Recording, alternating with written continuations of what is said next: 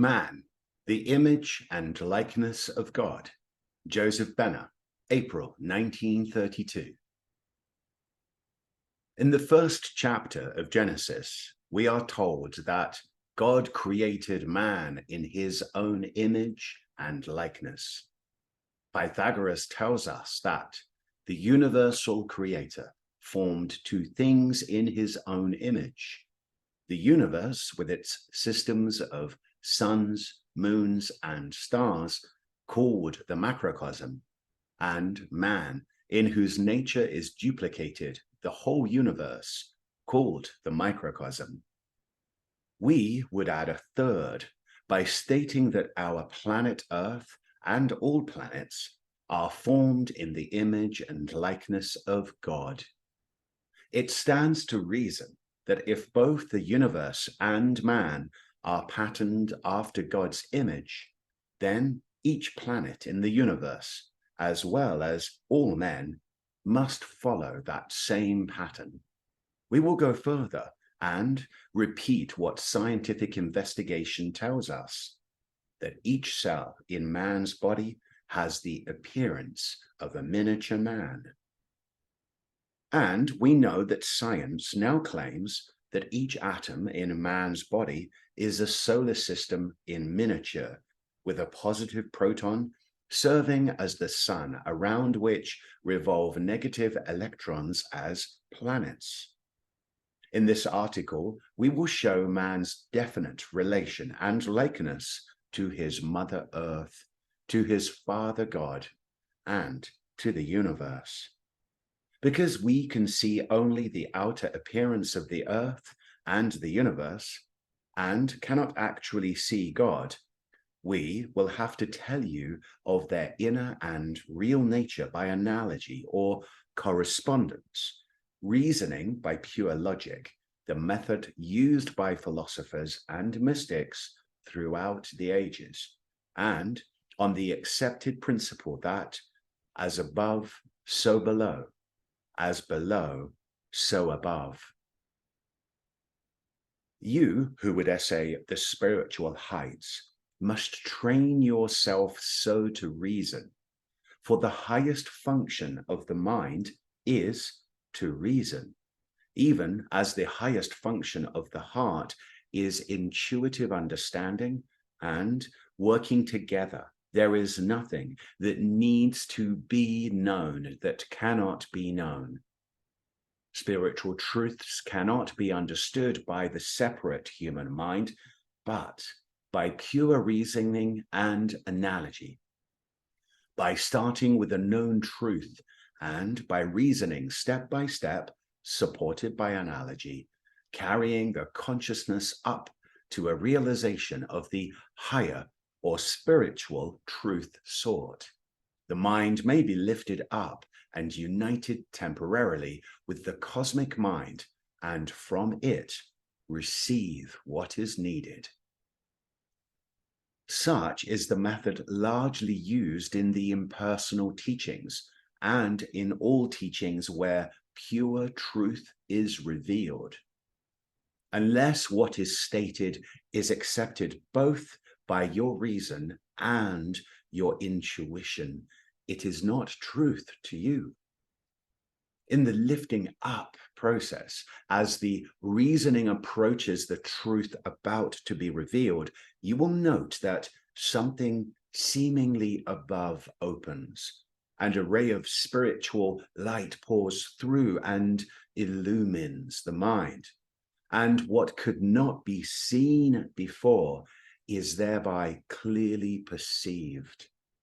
The lower or separate mind then accepts the truth, for it is lifted up into the consciousness where that truth is. Thus, what was separate for the moment becomes united in the visioning of that particular truth. From this, you can learn what separateness really is, that it is but ignorance of the truth. When a mind actually knows a truth, it becomes that truth. It does not need ever again to go through any mental process to reach it. It simply is that truth, which is then an integral part of consciousness, as is knowing how to walk and talk. But do not confuse true knowing with the above temporary lifting of the consciousness by reasoning to a perception of truth. That truth thus becomes only an intellectual concept in your separate mind and is not soul knowing, which cannot be until by using and living that truth, it becomes as natural a part of your consciousness as is how to walk and talk, which means that it has been built into and now is a part of your sub or soul consciousness. That may take years to accomplish and may not be accomplished in this lifetime with certain great truths. From the statement made at the beginning of this article that man is made in the image and likeness of God, it can be seen that the way man may know God is by perfectly knowing his self, and by the same criterion, he may know what he wishes to know about the universe. From this, it can also be seen why there was written over the gates of ancient temples as an admonition to those seeking therein to learn wisdom, the words, "Man, know thyself." By a study of some of the mysteries of man's nature, we will uncover some of the truths regarding the nature of the earth, of the universe, and of God. First, we must clearly realize that man, being the image and likeness of God, cannot be what he appears to mortal sight. There must be an invisible side of his nature that is actually God-like, partaking of all of God's nature, attributes, and powers, if he is God's image. It must always have been so, for so he was created, which means that he will always be God-like. Then it must be man's understanding and wrong beliefs that prevent his seeing and knowing his true nature. This can easily be accounted for either by the ignorance of his teachers or by his being purposely wrong taught from the beginning. But the time has now come when man must be taught the truth and be given the opportunity to realize, to assume, and to call upon some of the divine qualities and powers of his God nature, so that he may learn to be and act his true self. With that purpose in view, we will study some of the qualities and powers of this invisible side of man's nature, but not invisible, remember, to all men, for it is visible to certain types of minds more highly endowed than the masses, those who have developed their soul and spiritual sight, and such can be numbered by the thousands at the present time. We have shown you that man is not a physical but a spiritual being, that he is in reality consciousness, an actual center of God's or the universal consciousness, that his soul, which is the sum total of the consciousness of the trillions of cells of his so-called physical body, is he real man, and that this soul or real man, the invisible image body of God, is the temple or garment of the Holy Spirit, a son of God, who being consciously in God's consciousness is the channel or instrument through which God's will manifests on earth. Now imagine, if you can, the nature of this Son of God, your highest self, the Christ man living in your invisible image body. Think of the vast powers of this expression of God, all resident within the image body, and of course within the so-called physical body, but under perfect control and undreamed of by the ordinary human mind. Try to realize that this image body is actually a body of consciousness, the consciousness of the trillions of cell centers comprising your soul consciousness, and that, even as in your physical body, this consciousness expresses through certain force centers, out manifesting in the physical as glands and nerve plexi, and that these forces account for and control all the functioning of the chief organs of the body. If you were endowed with clairvoyant sight and could see clearly an evolved man's soul body, it would appear to you as a scintillating galaxy of stars, each one of which is a force center emanating rays of different coloring and beauty, the vital organs being the most beautiful and appearing as whirling vortices of light of great brilliancy. In fact, the body is such a vast network of psychic centers connected by innumerable currents of energy crossing each other and coming from these brilliant generators of etheric and magnetic forces, that it is said to resemble a solar system of suns, stars, planets, and moons, with comets circling in their orbits among them. What does that suggest to you? Does it not help to account for the multiplicity of forces operating in your own nature and expressing themselves in so many ways as impulses, urges, desires, and aspirations of the soul, as thoughts, hopes, longings, and ambitions of the mind, as loves and hates, enthusiasms and fears, doubts, worries, anger, remorse, envy, jealousy, irritability, and bitterness of the emotions, and as appetites, lusts, and passions of the flesh? And can you not see that you, within your being, are a universe of unfathomed powers and possibilities, of untested and uncontrolled forces of tremendous potency? We will not dwell upon the trillions of cell centers of consciousness of your body representing the inhabitants of your universe. What are you in the solar universe as a man but a more complex center of consciousness? And who can tell if in reality you are any greater or any different in consciousness from any cell of your body?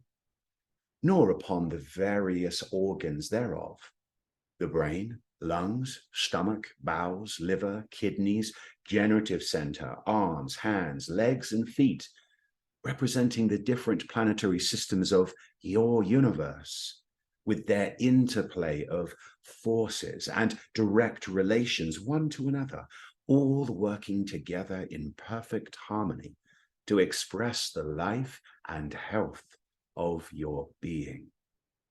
Or we might see certain of the vital organs as representing the planetary forces of your solar system. Nor will we more than mention the likeness of the organs of your body to the various races, nations, and governments of the earth, all organized and working with more or less harmony in contributing to the well-being of the planet, leaving it to you to follow out these comparisons or analogies as far as you can, knowing that the further you go in the study of them, the more remarkable will you find their likeness. We wish instead in this article to confine ourselves to a consideration of man's inner nature and the forces that constitute it, being not so concerned about his outer or physical aspect, although of necessity we will point to certain phases of it manifesting as a direct result of the operation of these forces. Man is a center of the universal consciousness, but his consciousness is naturally affected and influenced by its reactions to the thought and emotional forces constantly flowing into it from without. The consciousness of most men is wide open because they have not trained their minds to choose what they want in it and to refuse entrance to all distasteful, negative, and harmful forces. They have not yet learned that it is such that not only bring all inharmonies into their lives, but they either clog up or close entirely the avenues connecting their minds with the universal consciousness, which is always waiting to pour into them the riches of divine mind. Man, being a center of universal consciousness, should then always be connected with it, should be a part of it, all that is in it being ever available for his use. This is wholly true of the image and likeness man within. And when the outer consciousness is turned within and is unconcerned and undisturbed by what appears or what comes from without, it naturally is always open to and is constantly receiving from within the blessings of divine mind. And consequently, the outer life is expressing and in fact is patterned after the divine life manifesting within the kingdom of divine mind. This means that all the forces coming from within the universal consciousness are good, harmonious, and beneficent. Then all that is different or contrary to them must come from without, from men's human minds that think themselves separate and apart from the divine mind.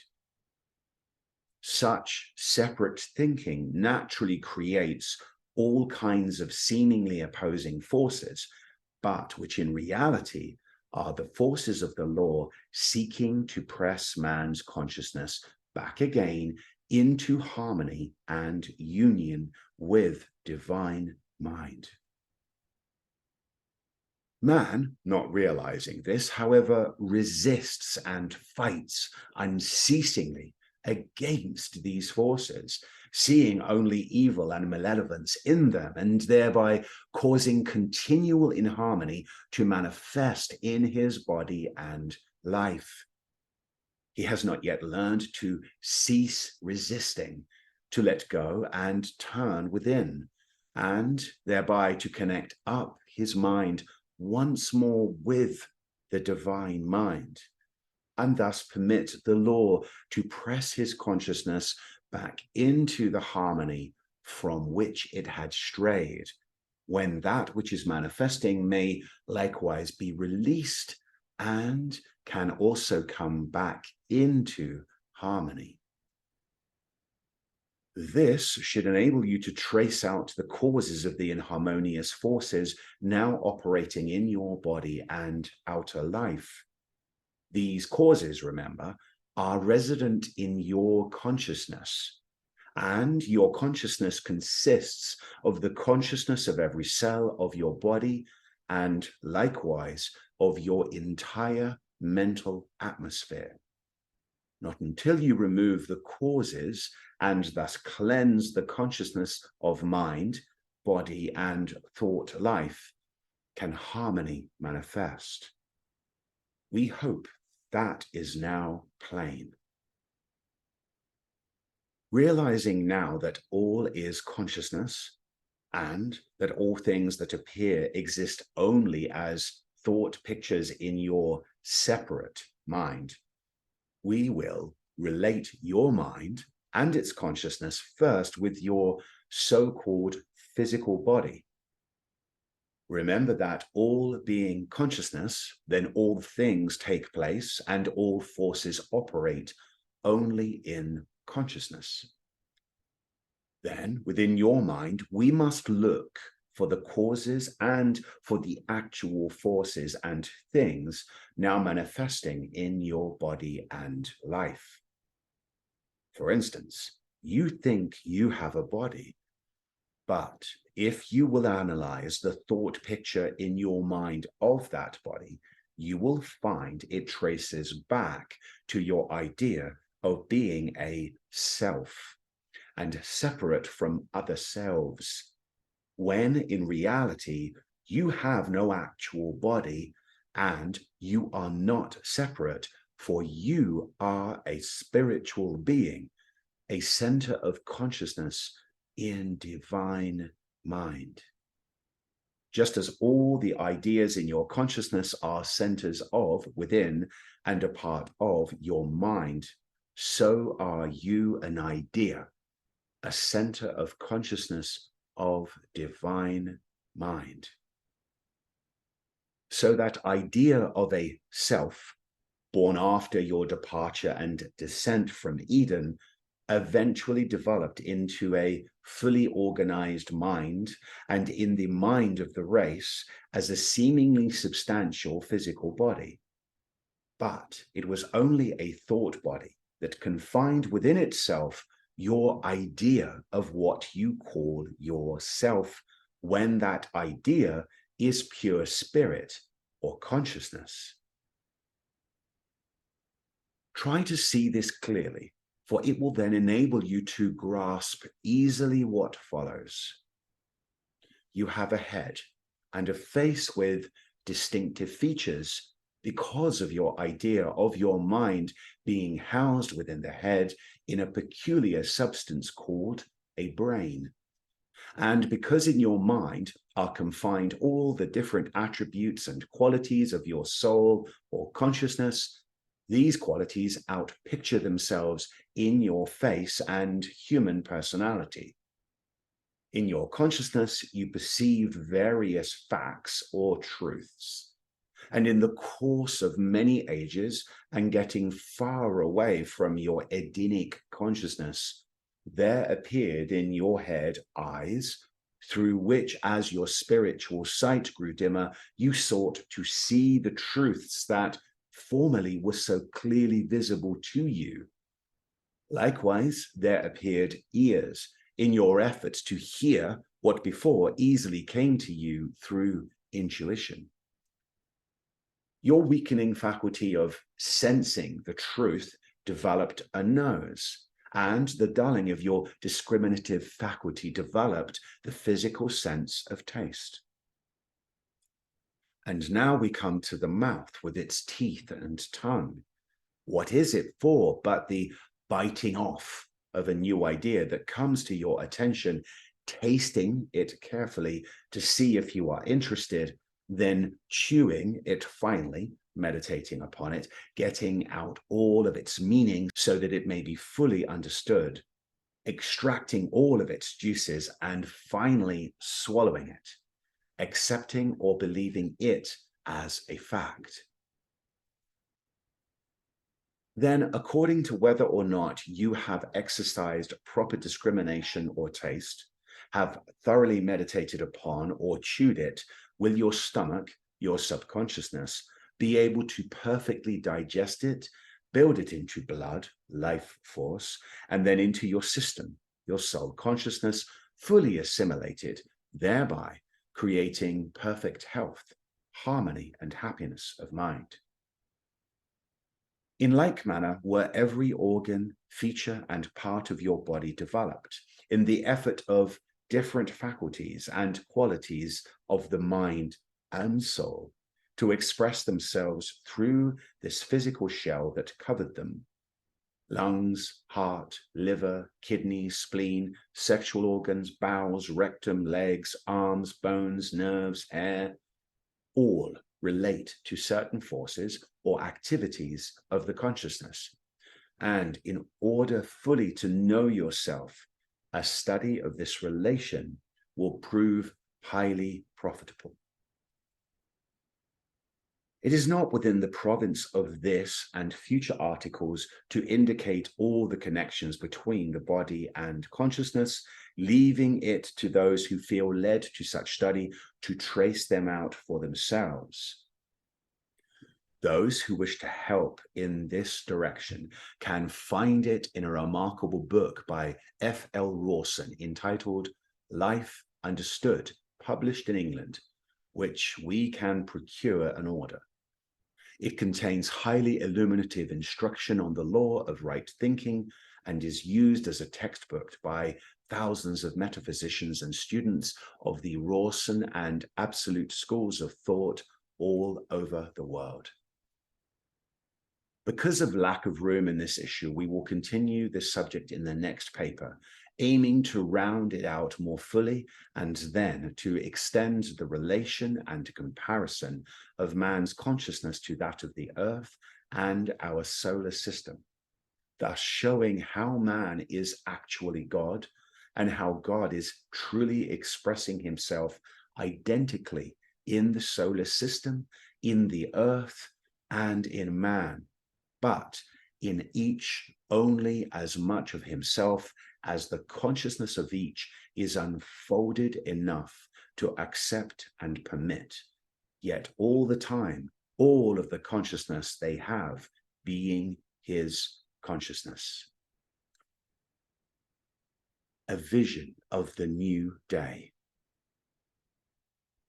Many have reported visions telling of the doom awaiting the old order and its institutions, but we have had none sent us that contain so definite a promise of what will follow the passing of the old order as the one described in the letter below. Dear ones, I have just come out of an hour's glorious meditation, during which I seem to become as a white dove, taking my part in a most beautiful vision, which I must send to you before I take up the day's duty. From before a dark cave in what seemed to be rugged mountain, a huge stone began to roll forward. As it moved, there appeared tongues of fire which went before it, while out of the blackness behind it there came the Christ. In his right hand he held a shining sword. On the blade were the words truth and love, one on each side, which seemed to be written in what appeared to be scintillating diamonds that flashed as he turned it. On his left arm there sat what seemed a white dove, holding in its beak a leaf.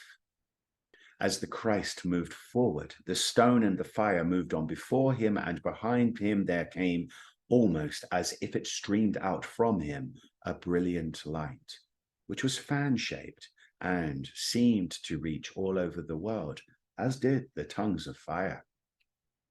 As the Christ moved onward, the stone became less and less, also the fire, but in its passing over the world, it had wiped out all negation. All around, white doves flew, dropping leaves onto the world. After the stone and the fire had passed, I saw that the guns of war had become harvesting machines, and the men who had been crouched behind machine guns were milking cows. Instead of the rumble and roar of war, there was only the hum of industry, the singing of happy, contented hearts, and the joyous noise of little children at play. And it seemed that all heads of governments were no more, but Christ was the head, and that he had appointed one over each state or country to guide and counsel. All was peace, plenty, love, and unity of brotherhood. A great peace fills my heart. This vision, because of its true symbolism, makes the interpretation we give more convincing in its prophecy and more happily encouraging to those who have been inclined to look only on the dark and destructive side of the change now taking place in the world preparatory to the coming of the new order. It is truly a promise of what will be, and we are glad to pass it on to our dear ones.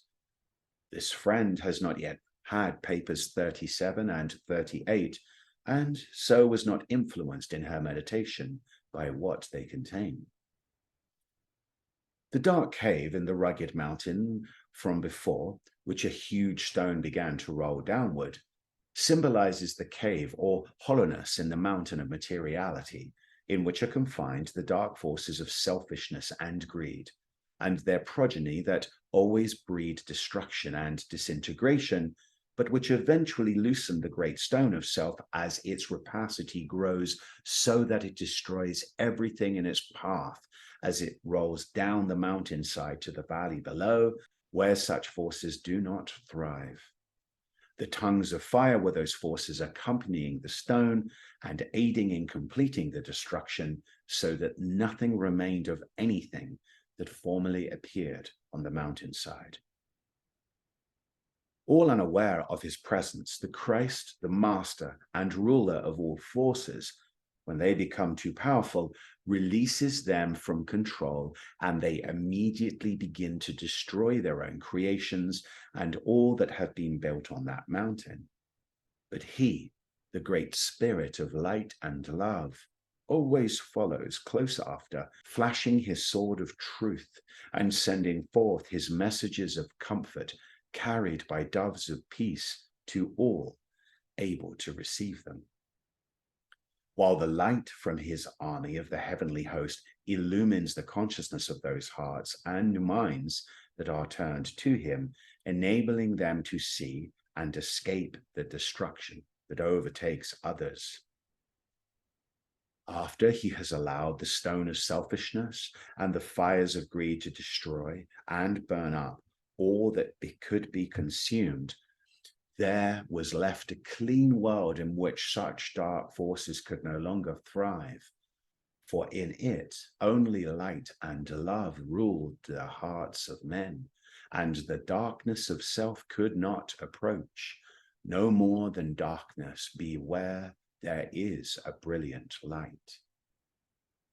In this vision, we are shown what will naturally follow in such a world.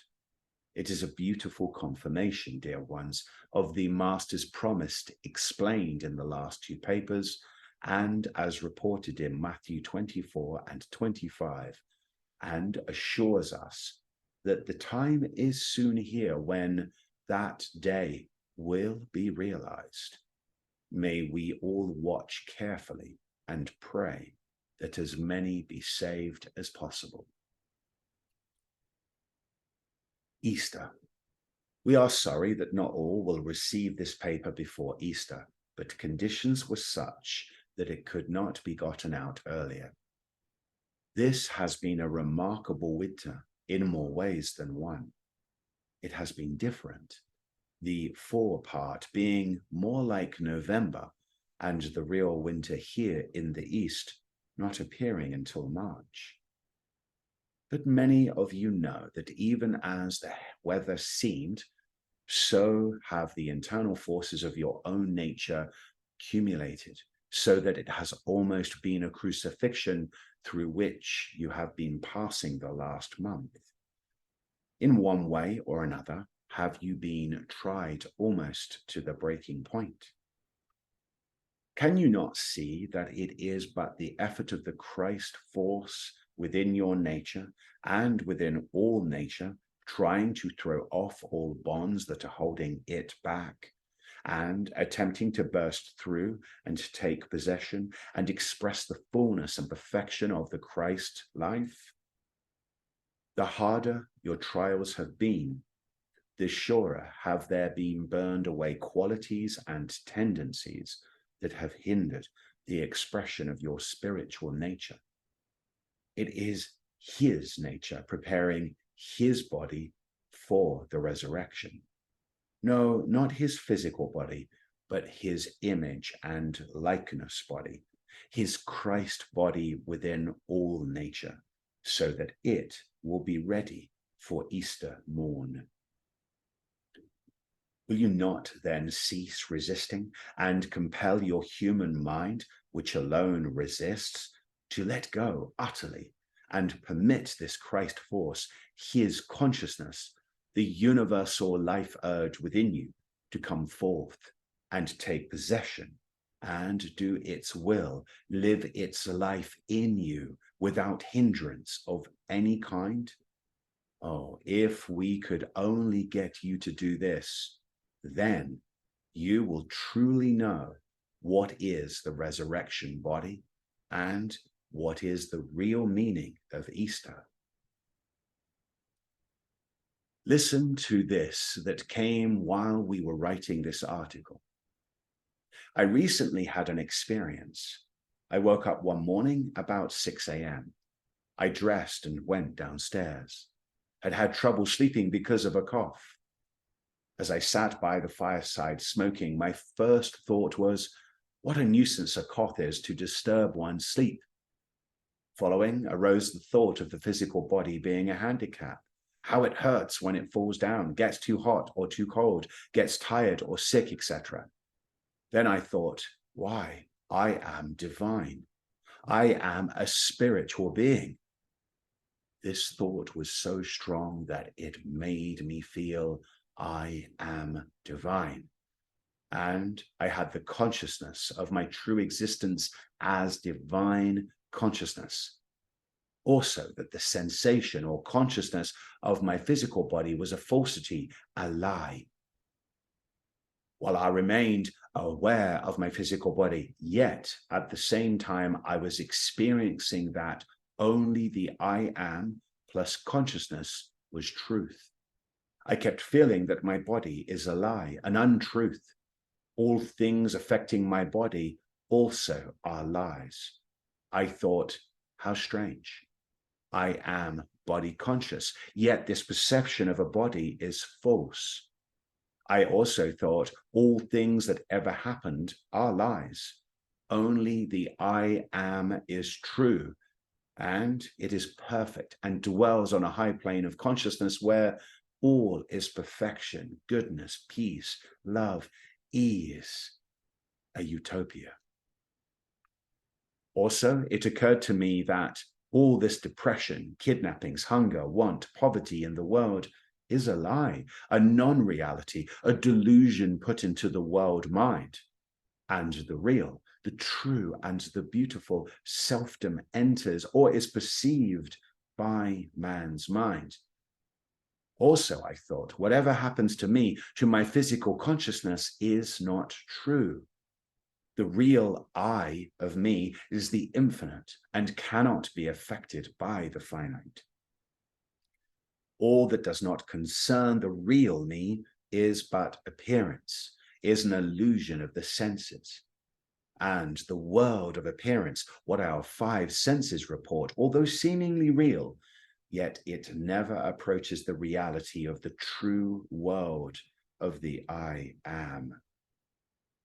To once isolate oneself in consciousness with this real I, to hold in that consciousness for a while, to fix the process or faculty of being I am conscious, is to dwell in the awareness of one's godhood and to become conscious of one's wisdom and power.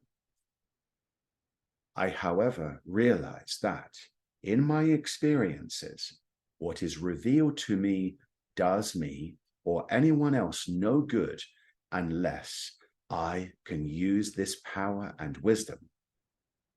To the man who is poverty-stricken, sick, etc., how futile to tell him these appearances of limitations are but delusions.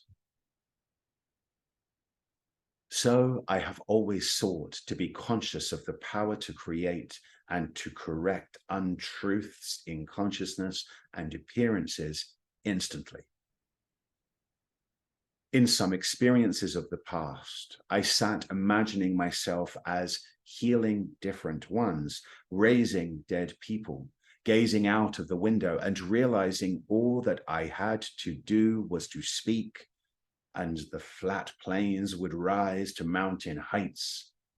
Also to gaze at the fields in winter, to speak, and have the snow dissolve and the farms produce according to my desire and will. Think on the above until you get all of its true meaning, and you will get a glimpse of what is your resurrection body and how to rise into and work in it. For that body is only that of your Christ consciousness, where you see not with mortal eyes, but with God's eyes, and understanding his image and likeness in all men, his perfection. Likewise, see the goodness and perfection in all things and all conditions, their eternal harmony.